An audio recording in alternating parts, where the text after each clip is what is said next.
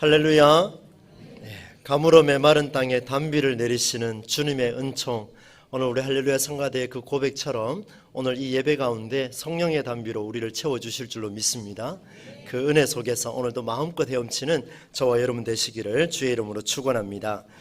오늘은 요엘서의 말씀을 통해서 하나님의 은혜를 나누고자 합니다. 요엘서 아마 1년 내도록 성경을 찾아보셔도 거의 안 볼 법한 그런 본문이 아닌가 싶은데요.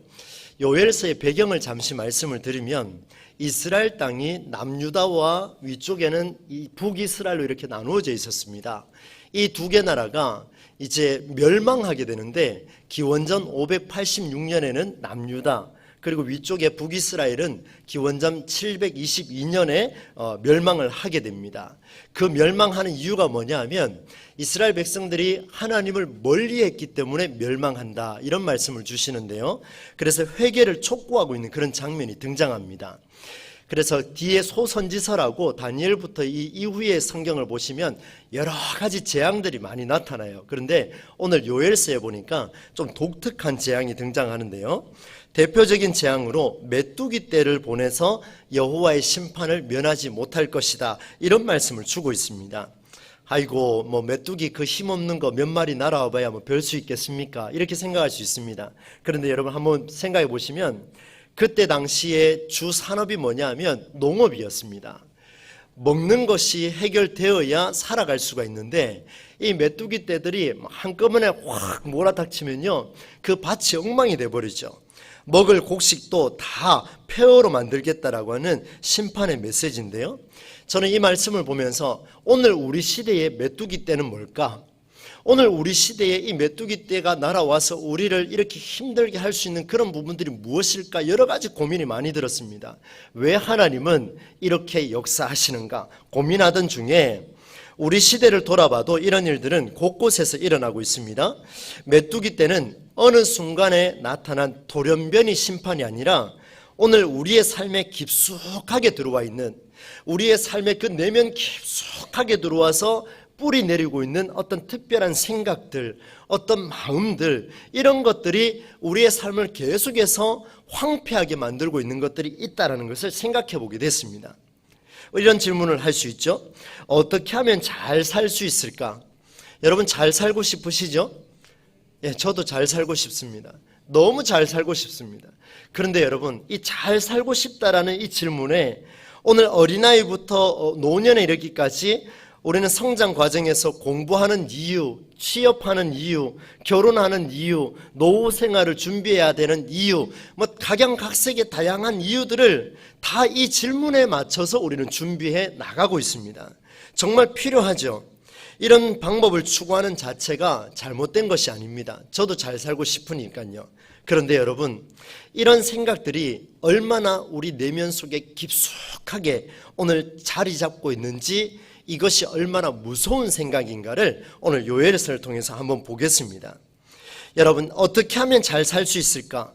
어떻게 하면 정말 인간 대접 밟고 한번 살 수 있을까? 이런 생각이 내 머릿속을 사로잡고 있으면, 내 심중에 움직이고 있으면 나 어떻게 되냐면 이 생각에 의해서 내 삶이 움직여지고 있다는 것을 여러분 우리가 생각해 볼 수가 있습니다. 나도 모르게 은연중에 그 질문이 나를 지배하고 있다는 것을 볼 수 있습니다. 그래서 성경은 은연중에 나도 모르게 끌려 들어가서 그 생각에 사로잡혀서 살아가고 있는 이것을 뭐라고 이야기하냐면, 저를 한번 따라서 합시다. 우상 숭배라 그럽니다. 성경은 그렇게 말하고 있어요. 나 외에 다른 신을 두지 말라, 나 외에 자기를 위하여 내 생각이 아닌 다른 생각으로 살지 말라, 하나님 말씀하셨는데 어떻게 하면 잘 살 수 있을까? 이런 고민이 나를 사로잡아서 끌고 가고 압도하고 지배하고 있다 보니까 어떤 일이 벌어지냐면 우상을 숭배하는 일과 같더라는 것을 보여주고 있습니다. 오늘날 우리 사회가 이런 생각에 젖어 있습니다. 잘 살 수만 있다면 무엇이든지 하겠다는 이런 시대, 합격만 할 수 있다면 내 아버지의 권력이든 힘이든 뭐든지 사용하겠다라고 하는 이런 시대, 다른 사람의 능력을 등에 힘입어서라도 하겠다라는 비합리적이고 비상식적인 이런 일들이 너무나 쉽게 자행되고 있는 이런 시대, 무엇입니까? 마치 메뚜기 떼가 밀려오듯 나도 모르게 그 메뚜기 떼 속에 들어가서 은연중에 그 흐름 속에 흘러가고 있는 우리의 모습은 아닌가? 수단과 방법을 가리지 않고 성취만 하면 된다라는 오케이라고 신호를 주고 있는 우리의 모습은 아닌가 한번 되돌아보자는 겁니다. 한편 무엇을 한들 소용이 있겠는가? 누구 이야기겠습니까? 권력도 없고 힘도 없고 백도 없고 아무것도 없고 재산도 없고 이런 사람들. 여러분, 괜히 고생해봐야 나만 손해야. 차라리 죽음 이후의 삶을 기대하자. 이런 어떤 생각입니까? 염세적이고 신세한탄적인 이런 생각들. 여러분, 이런 생각들도 메뚜기 떼 속에 들어온 그런 재앙들과 가깝습니다. 여러분, 한두 마리가 날아오는 거라면 지나치기라도 하겠지요. 그런데 때로 밀려오면요, 나도 모르게 그 속에 들어가 버립니다. 그 재앙이 얼마나 무서운 건지도 모르고 그 생각 속에 들어가 버립니다. 우리 사회 속에 강하게 남아있는 이 시대 문화, 시대 정신, 우리의 생각을 사로잡아서 끌고 가고 있는 이 시대의 문화가 우리 기독교의 정신을 사로잡아 버렸고 압도해 버렸고, 우리는 은연중에 그 속에 들어가서 이것이 진짜인 줄 알고 기독교 정신을 가지면 잘 사는 줄 알고 그렇게 살아가고 있는 모습이 오늘 우리의 모습은 아닌가 한번 되돌아보기를 원합니다. 여러분, 재앙이 따로 있는 게 아닙니다. 이런 것들이 우리 사회에서 재앙으로 나타납니다. 이런 엄청난 일들을 보고서도 내 힘과 내 의지가 아닌 그 속에서 그렇게 파도에 휩쓸려 가면서도 내가 어디에 서 있는지, 나는 기독교인인지, 나는 정말 참 사람으로 살아가고 있는지 그 위치조차 모르고 있다면 오늘 이 요엘 시대의 선지자가 고백하는 것처럼 이스라엘 백성들이 멸망할 줄도 모르고 그렇게 살아가고 있더라는 거예요. 여러분, 메뚜기 떼만 보내는 줄 아십니까? 다른 소선지서에 보면은요, 엄청난 재앙들이 계속해서 들이붓고 있습니다. 불일 듯이 붙고 있는데 깨닫지를 못하는 거예요. 여러분, 이런 사회 속에 우리는 살아가고 있습니다. 그때 우리 주님께서 이렇게 말씀하십니다. 요엘서 2장 13절 말씀입니다. 제가 한번 읽어드릴게요. 너희는 옷을 찢지 말고 마음을 찢고 너희 하나님 여호와께로 돌아올지어다. 그는 은혜로우시며 자비로우시며 노하기를 더디하시며 인애가 크시사 뜻을 돌이켜 재앙을 내리지 아니하시나니. 아멘. 여러분 보세요. 이런 상황 속에 살고 있음에도 불구하고 여러분들이요, 옷을 찢고 회개하는 척하지 말라, 옷을 찢고 예배하는 척하지 말라, 진심으로 마음을 찢으라, 진심으로 마음을 찢고 이 시대의 기독 정신을 살려내려고 몸부림치며 살아라. 우리 하나님께서 간절하게 외치고 있습니다. 제발 부탁인데 너희 하나님 여호와께로 돌아와라.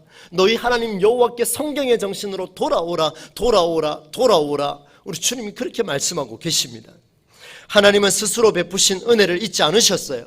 그래서 우상을 숭배하고 살아가는 자들을 경고하시면서 동시에 피할 길을 준비해 두시는데, 오늘 우리가 함께 읽은 말씀이 바로 그 피할 길을 찾아갈 수 있도록 기회를 열어주셨습니다. 엄청난 메시지가 그 속에 들어있습니다. 사랑하는 성도 여러분, 신앙이 있고 없음을 떠나서 모두가 시대 문화가 때마다 가져오는 하나의 패러다임 속에 우리는 우상을 숭배하고 있습니다. 뭔지 아십니까? 자기 만족입니다. 자기 만족이에요. 자기 중심이에요. 한탕주의예요. 물질 최고예요. 생명 경시풍조. 이런 모든 것들이 하나의 패러다임 속에서 우리를 사로잡아서 끌고 가고 있습니다. 나만 아니면 돼. 이런 생각들이 너무나 만연해 있습니다. 이게 바로 지금 이스라엘 백성들의 모습이었어요. 그런데 이 모습을 수천 년이 지난 오늘 우리도 반복하고 있습니다. 저와 여러분이 이제는 참 그리스도인으로서 새로운 바람을 일으키는 시대를 살아갈 수 있기를 간절히 소망합니다. 바라건대요, 저와 여러분이 오늘 이 시대 가운데 모두가 자기 만족에 빠져 있을 때 우리는 그 만족에 도취되지 말고 어떻게 살아야 하는가를 명확하게 성경을 통해서 깨달아가는 저와 여러분이 되시기를 주의 이름으로 축원합니다. 이제 그 방법을 알려드리겠습니다. 구체적으로 28절과 29절 말씀인데요, 함께 우리가 뜻을 생각하며 읽어보겠습니다. 시작. 그 후에 너희 자녀들이 장래일을 말할 것이며 너희 늙은이는 꿈을 꾸며 너희 젊은이는 이상을 볼 것이며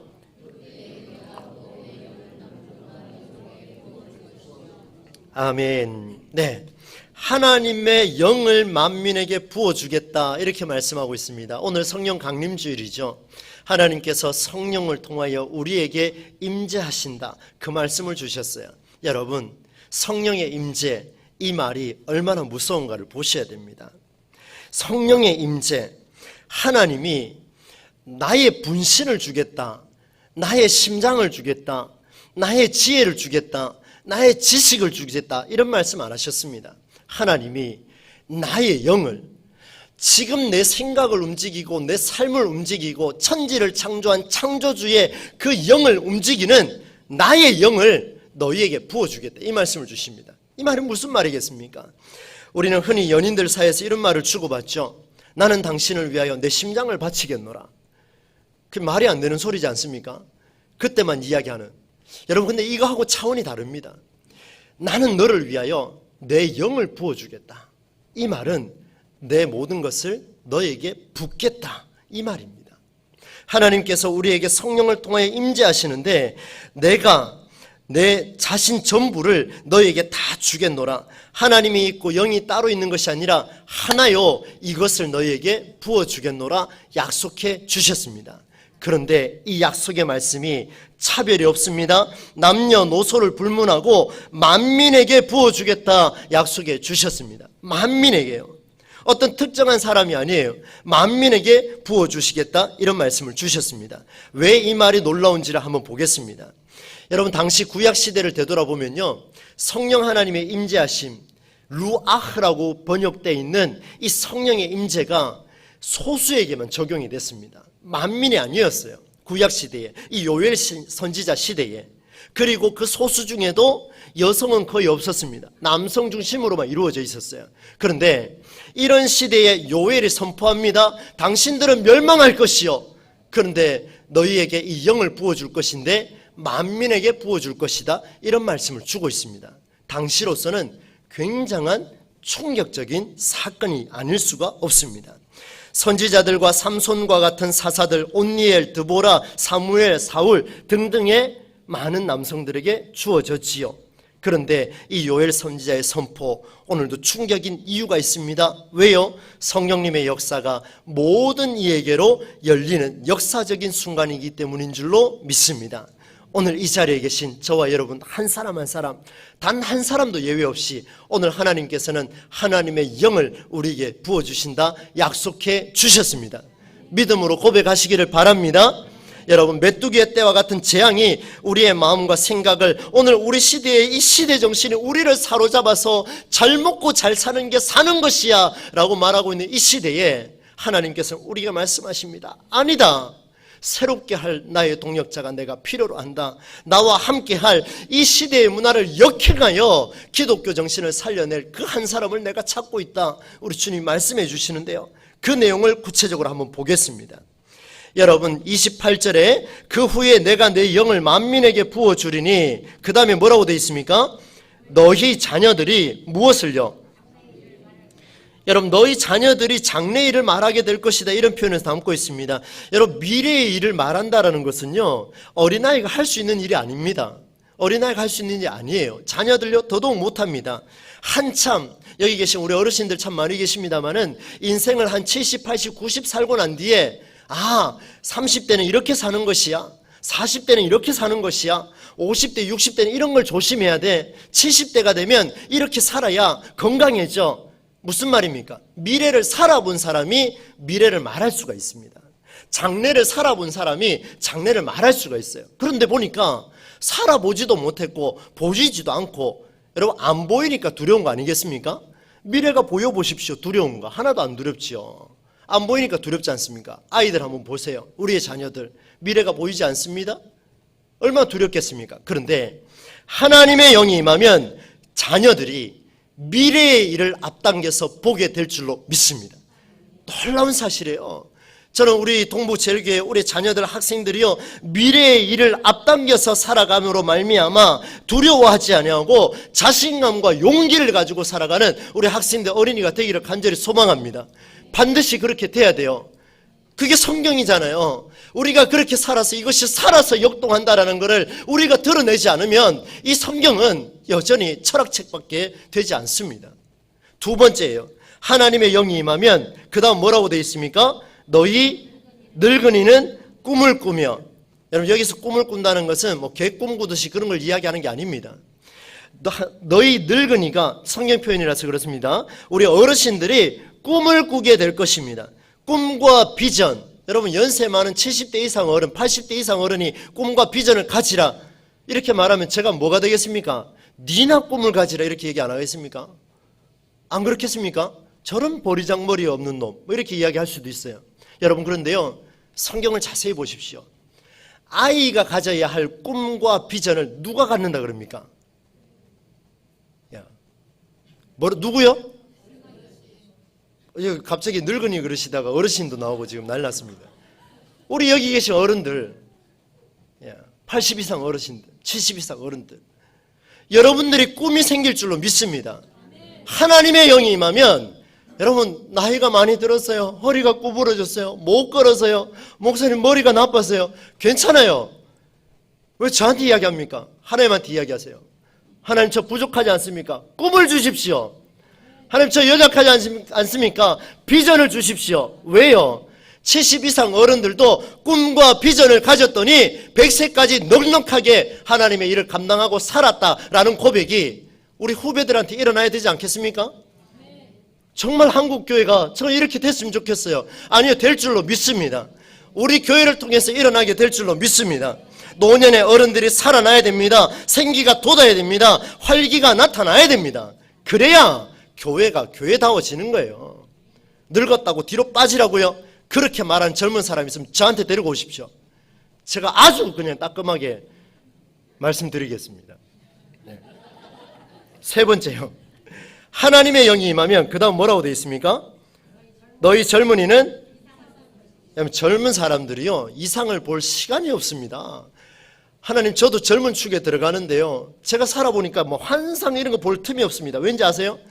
너무 빡빡합니다. 하루 일정이 막 숨 쉴 수 없을 정도로 바쁘게 뛰고 바쁘게 쉬어야 되고 이런 시대를 살아가는데, 내가 보지 못하는 것을 환상을 본다? 어림도 없는 소리입니다. 젊은 사람들한테요. 한번 물어보세요. 옆에 젊은 사람 계시면 한번 물어보세요. 환상이 보입니까? 꿈이 보입니까? 이상이 보입니까? 전혀 안 보입니다. 쉬기 바빠요. 코 골기 바빠요. 너무 어렵습니다. 그런데 보세요. 여러분, 하나님의 영이 임하니까 시대를 분별할 수 있는 이상이 보일지어다. 우리 젊은이들에게 여러분, 이런 꿈 가지셔야 안 되겠습니까?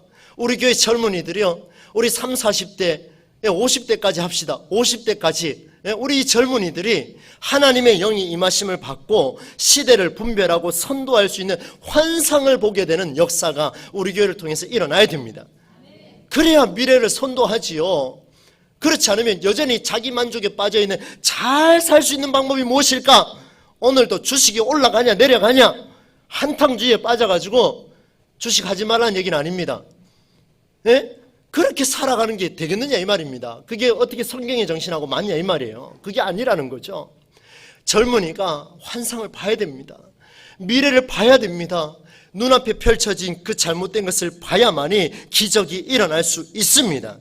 성령 하나님께서 우리 교회 자녀들을 통하여, 우리 어른들을 통하여, 젊은 청년들을 통하여 이런 역사를 이루어가게 될 줄로 믿습니다.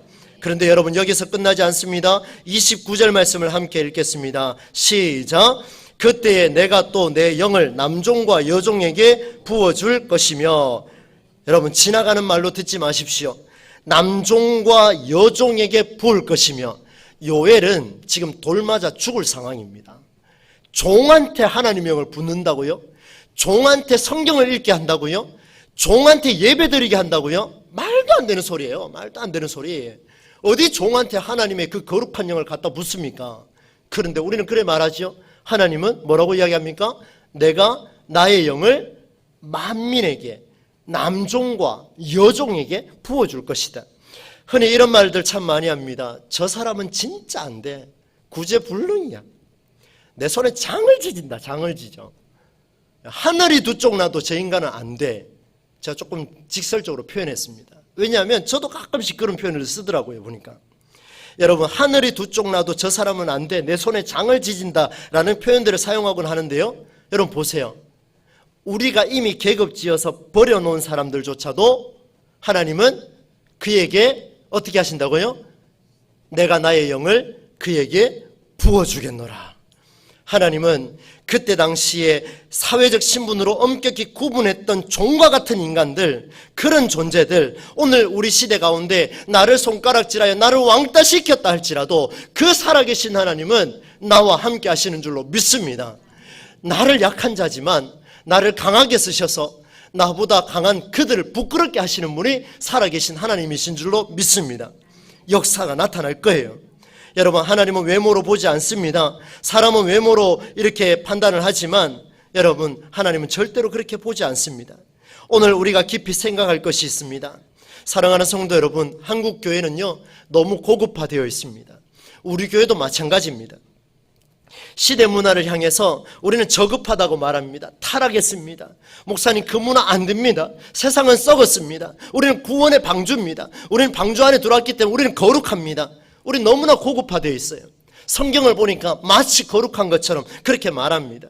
시대를 향하여서 품을 수 있는 연결고리는 계속해서 끊어버리고 있습니다. 왜요? 우리가 살아야 되니까.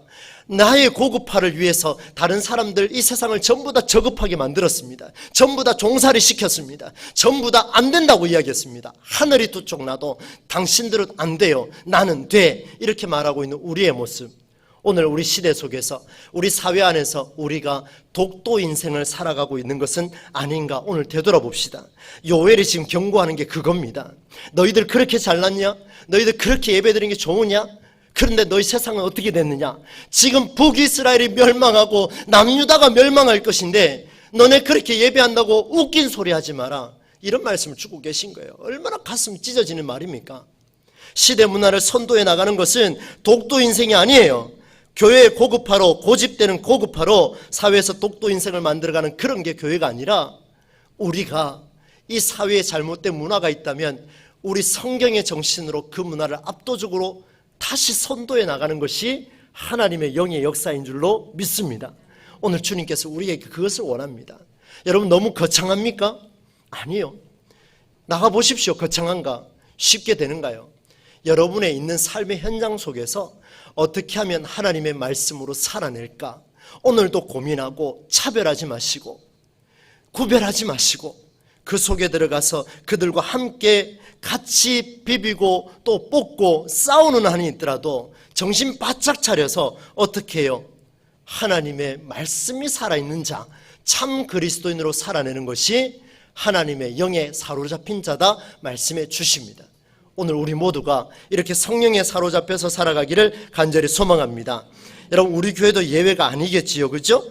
해가 어두워지고 달이 핏빛같이 점점 변해간다라고 성경은 31절에 기록하고 있습니다. 오늘 우리 시대가 이런 시대입니다. 점점 독도 인생으로 변하는 교회, 구원의 방주 아니요, 구원의 방주 속에 들어오면 더 죽는다라고 말하는 것이 세상일진데, 오늘 우리가 방주 역할을 하겠다면 이제 어떻게 해야 될 것인가? 이 세 가지가 이루어지려면 어떻게 해야 될 것인가? 결론입니다. 32절로 넘어가서 함께 읽겠습니다. 시작. 누구든지 여호와의 이름을 부르는 자는 구원을 얻으리니 이는 나 여호와의 말대로 시온산과 예루살렘에서 피할 자가 있을 것이며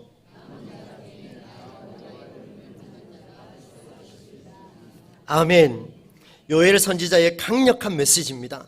우리 시대에 밀고 들어오는 이 메뚜기 같은 이 때물이, 정말 그 메뚜기 떼가 밀려오면서 나도 모르게 그때에 밀려 들어가서 세상의 물과 이 자기 만족과 한탕주의와 물질 만능과 생명 경시풍조하는 이런 곳에서 우리도 만연되어서 들어가고 있는데, 그때에 살아날 길은 무엇이냐? 한번 따라서 합시다. 누구든지 여호와의 이름을 부르는 자는 구원을 얻을 것이라. 한 번 더 합니다. 누구든지 여호와의 이름을 부르는 자는 구원을 얻을 것이라. 당연한 이야기 아니겠습니까? 남녀노소를 막론하고 시대의 파도에 휩쓸려 가도 마지막까지 주의 이름을 부르는 자들은 오늘 성경에 보니까 남은 자다, 남은 자, 이렇게 말씀하고 있습니다. 주일날 교회 와서 예배 드린다고요? 아니요. 그거 말하는 거 아닙니다, 여러분. 그거 말할 것 같으면 제가 이렇게 열변을 토하겠습니까? 그거 아니지요. 하나님께서 오늘 말씀하시는 것은 시대 정신에 휩쓸리지 말라. 오히려 기독 정신을 가지고 살아계신 하나님의 말씀을 가지고 문화를 선도해 나가는 그런 남은 자가 되라. 그때 때에 내가 너희에게 영을 부어줄 것이라. 너희 자녀들이 예언할 것이라. 너희 늙은이는 꿈을 꾸시라. 너희 젊은이는 환상을 볼 것이라. 누구에게요? 주의 이름을 부르는 자에게 역사하시겠다. 그 말씀을 주시는 거예요. 얼마나 간절합니까? 예를 들어 보겠습니다. 아이들이 즐겁게 시간을 보내다가도 어두워지면, 두려움이 밀려오면 누구의 이름을 부르는지 아십니까? 자녀를 너무 오래전에 키워봐 잘 모르겠습니까? 예. 뭐 지금 좀 하나 더 낳아도 안 되겠습니까? 예. 누구를 부릅니까? 왜 아빠는 얘기 안 합니까? 저희 집도 제 아이를 제가 수도 없이 이렇게 케어를 했는데, 집에만 들어오면 아빠가 좋아, 엄마가 좋아 그러면 누구 좋다 그럽니까? 엄마가 좋다 그럽니다. 아빠의 인생이 참 이런 건가요? 어떻든 여러분, 엄마를 부르죠. 이름을 부른다라는 것은요, 잘 보십시오. 그 대상이, 그 엄마가 무슨 일이 있어도 나를 온전히 감싸줄 것이라는 확신, 동의하십니까? 나 또한 그 대상을 전적으로 의지하겠다라고 하는 결단, 동의하십니까? 여호와의 이름을 부르는 자는 그 여호와께서 나를 온전히 감싸주실 것이라는 확신, 나 또한 그 하나님을 전적으로 의지하겠다라는 결단, 이것이 있을 때에 여호와의 이름을 부르는 일입니다. 함부로 부르지 마십시오. 자존심 상합니다. 여호와 이름이 그렇게 값싼 거였습니까? 아니요. 시대 정신 속에서 우리가 그렇게 죽어가고 있을 때, 아버지, 아버지 나를 살려주십시오, 여호와여, 여호와여 불렀던 그 여호와의 이름, 그분의 이름은 내가 시대 정신에 휩쓸려가도 나를 끝까지 감싸주시는 하나님의 이름인 줄로 믿습니다. 나 또한 그분과 함께 살겠노라. 주여 무슨 일이 있다 할지라도, 내가 질병이 있고 오늘 죽는다 할지라도 나는 당신과 함께 살겠노라 하는 그 결단, 그때의 여호와 이름을 부르는 거예요. 얼마나 값진 겁니까? 말씀을 맺겠습니다. 사랑하는 성도 여러분, 여호와의 이름을 부르는 자, 여호와의 이름을 부르는 자 정말 중요합니다. 제가 오늘 앞서서 여호와의 이름이 그 이스라엘 백성들이 우상을 숭배하며 심판받는다 그랬습니다. 그리고 뒤에는 성령이 임하여서 회복된다 그랬습니다. 그런데 이 두 가지의 기로에서 딱 정중앙에 있는 게 무엇인지 이제 아시겠습니까? 오늘 설교 제목이죠. 뭐라고요? 이름이 가진 비밀입니다. 여호와의 이름이 딱 중앙에 있어요. 겉으로 봐서는 모릅니다. 시대 정신에 휩싸여 살아가는 사람 여기 허다합니다. 너무 많아요. 저도 가끔씩 그러니까요. 그런 시대 속에서 심판받을 인생들을 회복하게 하신 유일한 통로는 주 예수 그리스도 여호와의 이름을 부르고 그 대상이 나를 감싸주시고 나 또한 그를 전적으로 의지하겠다라는 그 결단, 확신과 결단 속에 일어난 여호와의 이름이 우리의 인생을 다르게 바꾸어 주실 줄로 믿습니다.